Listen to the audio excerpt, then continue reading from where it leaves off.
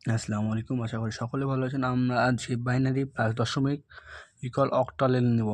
তা আমরা এই মজার টপিকটি নিয়ে আজকে হাজির হয়েছি। চলুন শুরু করা যাক। প্রথমে আমরা ক্যালকুলেটারের হোম থেকে আমরা ক্যালকুলেটারের মোডটা চেঞ্জ করে নিলাম, আমরা বেজে গেলাম। ওকে, এখন আমরা নেব কি অক্টালে, বাইনারি অক্টাল। আমরা ফরম্যাট চাপে সব চেঞ্জ করতেছি, নেব অক্টাল চলে আসছে। এখন আমরা ইনপুট তো অক্টাল তো ইনপুট দেবো, আমরা ইনপুট দেবো বাইনারি আর দশমিক।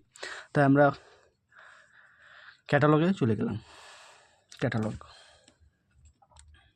ক্যাটালগে ক্লিক করার পর আমরা ক্লিক দেবো বেস প্রিফিক্স।